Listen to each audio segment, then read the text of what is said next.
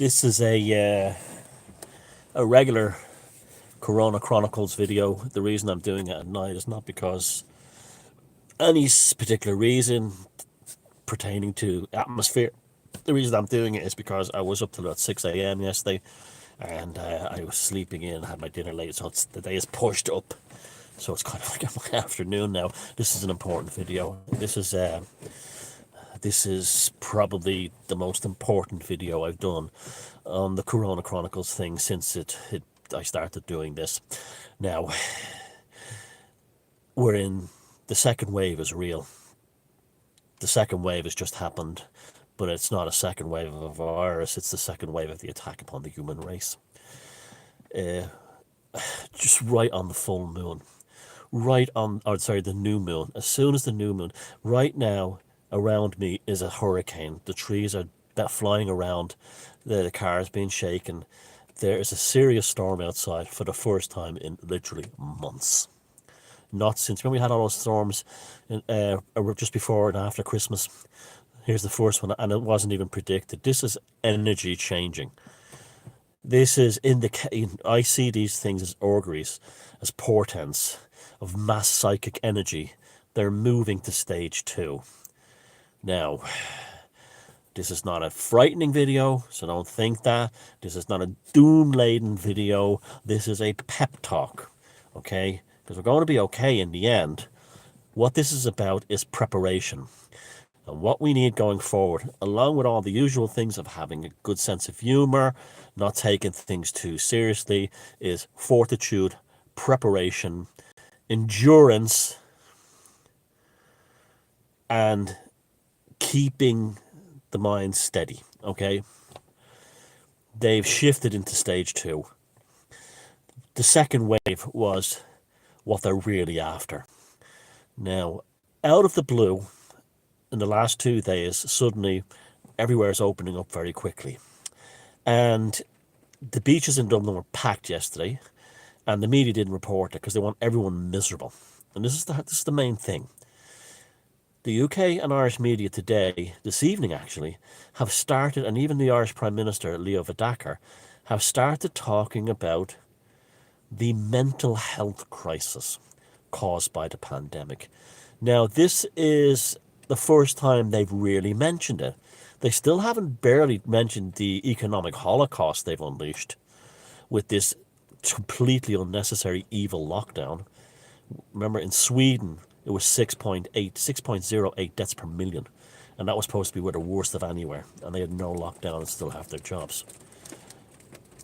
I could say there's occult forces that they're having a mass occult ritual right now. And this is part of this storm, and this energy is all part of it. This shift in energy tonight. I don't necessarily always, I mean, you see things like Bohemian Grove, that's all nonsense. That's just a bunch of rich guys in a country club doing a pagan ritual for fun. They don't mean anything. And people like Alex Jones are set out there to, spook it up, Macra Bista and all that kind of thing. That was really nothing. The real stuff they'd never, even many of their top people wouldn't know about it. Now, the deep state is the deep state in every way. You don't get cameras in. The people you see on TV that you think you're leaders don't get invited to the deep state stuff. These are the ones causing this. So anyway, the UK and Irish papers, they're all suddenly pulled out of the blue, pulled out of their arse. There's going to be massive amounts of suicides, depression, alcoholism, overdosing, domestic violence being unleashed by the pandemic lockdown. Well, whoop-de-fucking-do. They finally admitted the obvious. Or should I say, they've been given the meat and the normies the permission now to consider this. Now, it's incredibly sinister at the moment. They're talking about cutting all the furlough payments and all the lockdown benefits and payment schemes, taking them off the people. Now, I've been hearing it I've been seeing it firsthand in Ireland, and I know from reports people send me around the world, it's the same everywhere. They have literally cultivated millions upon millions of functional alcoholics with this lockdown. the amount of alcohol sold through off licenses or liquor stores, as they call them in America, has been absolutely colossal. People who might have only had a few pints at the weekend are drinking 2 or 3 bottles of whiskey or wine a night and drinking all day long. There's a lot of this because they're bored. They've ran through all the Netflix series and they've nothing else to do and they're bored. Okay. What happens when this medication, which is what this alcohol is taken from them? And ostensibly, that's what happens when these lockdown payments all end. This is what happens. This is when the horror is unleashed. It's not going to happen to us. We're going to survive this. That's the purpose. That's why I stepped up to the plate when I saw this Rona thing coming down, this nonsense coming down. I knew it. I could see it. The virus is stage 1. Now, I told you very early on, economic destruction was the primary factor. But that is not a means necessary, unto itself. You think now the pivot at the center of this plan, a pivot there. You have a seesaw and it bends. They're now moving on, and right on the new moon as well, moving right over now into the second wave, right? That's the pivot squeaking as they move, as the seesaw moves over, okay? This is what's happening. I can see it. They when they always said like population reduction, they'd have all these people saying, mark of the beast, Alex Jones and his bullshit. They're going to FEMA trains. They're going to roll us all up and going to move us all out and, going to put us in FEMA coffins. It was never going to happen like that. And it was never going to be a disease they would suddenly unleash. It was going to be suicide.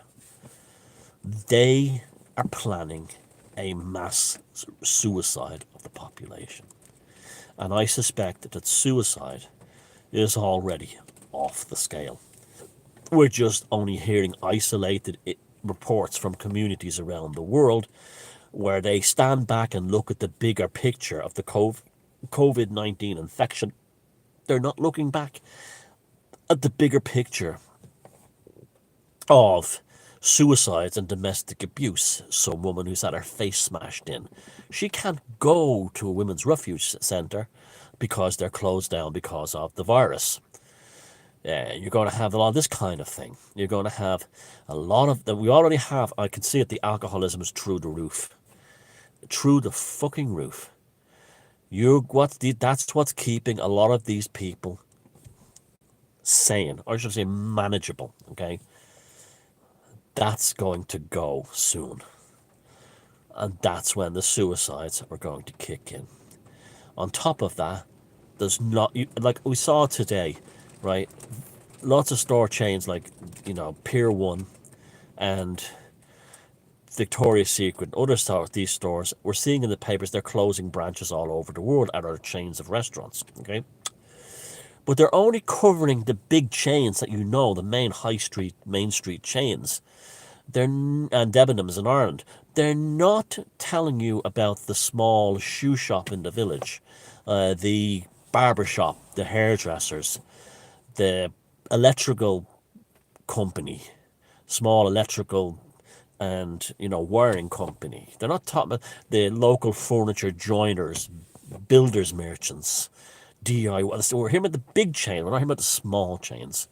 And this is where still, even in this age of massive conglomerates and global brand awareness, most of the employment in the West is in small businesses.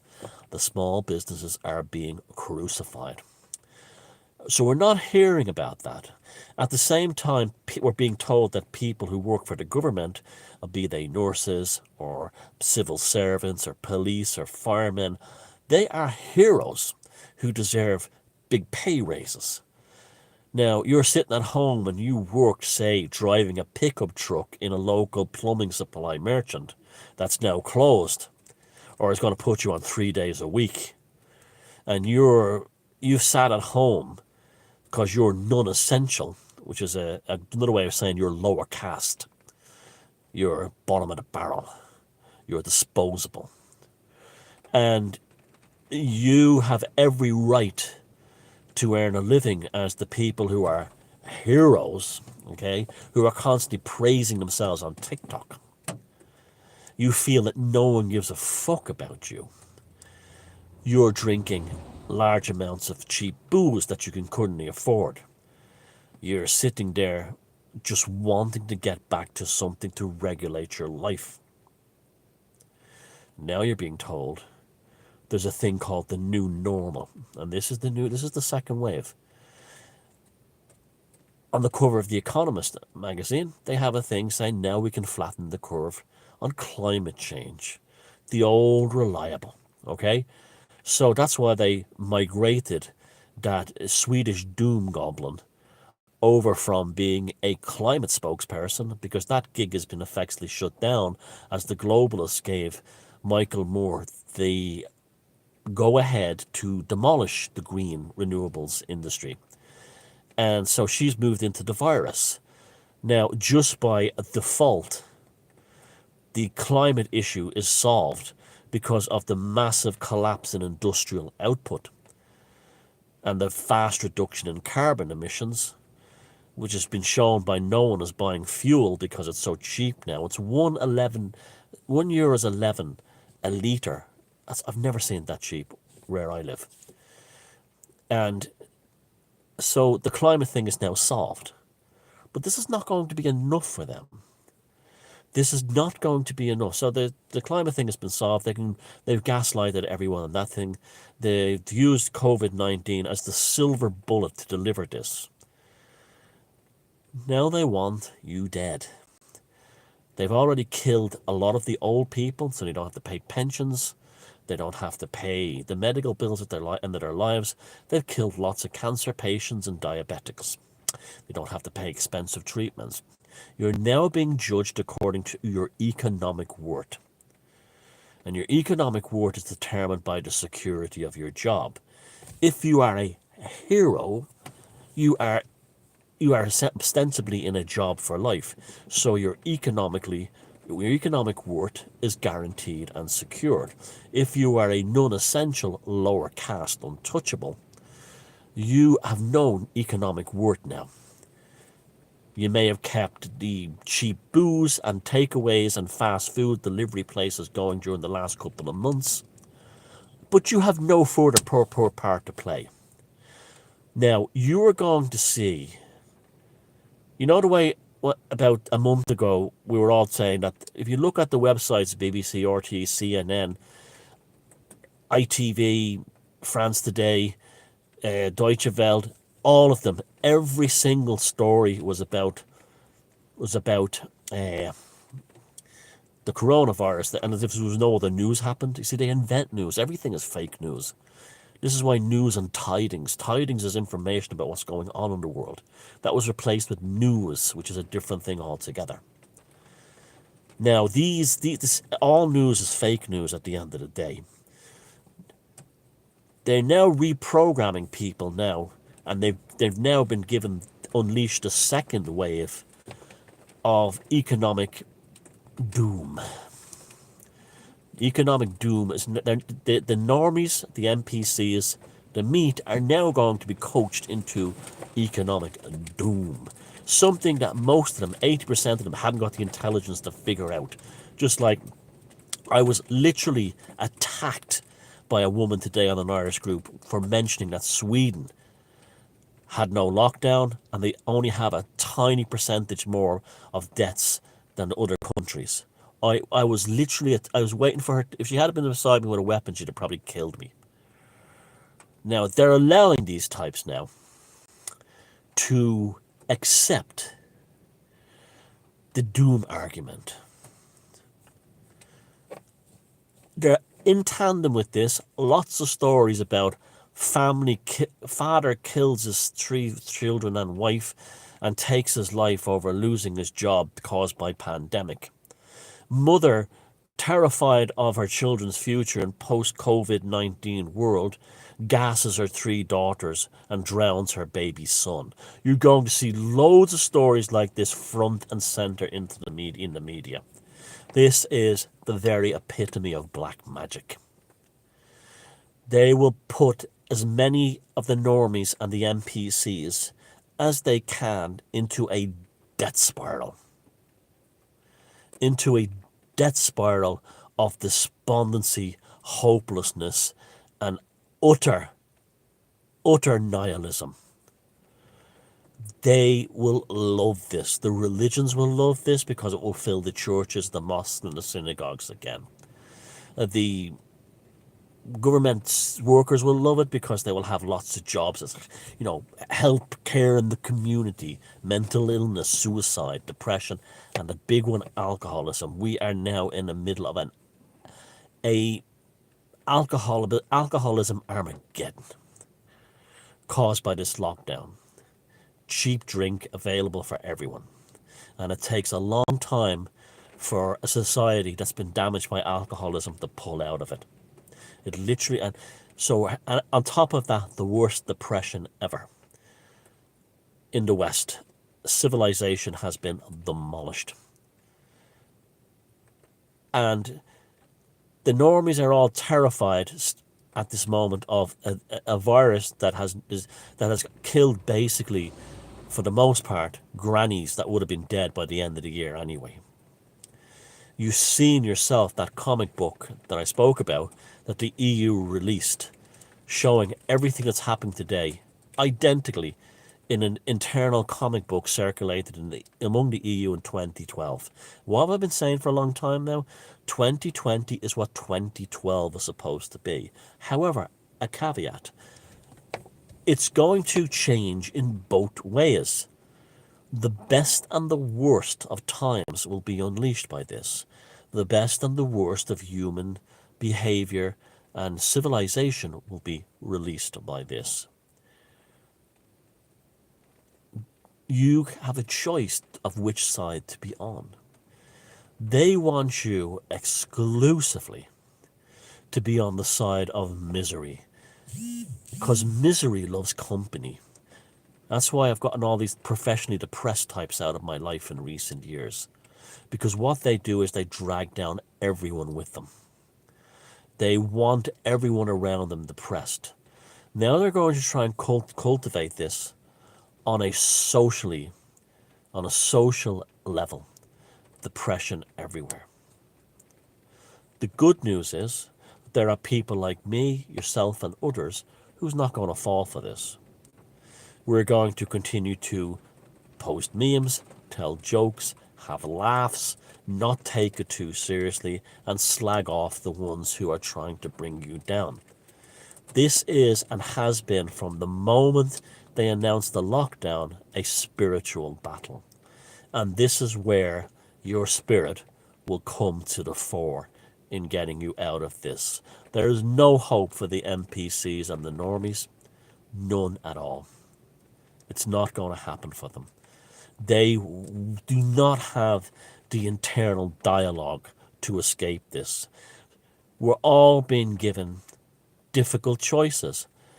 You're in a family or a friendship circle where they're all the 80% of the NPCs that believe all this stuff and need the government to tell them black is white when black is white is staring them in the face at that time.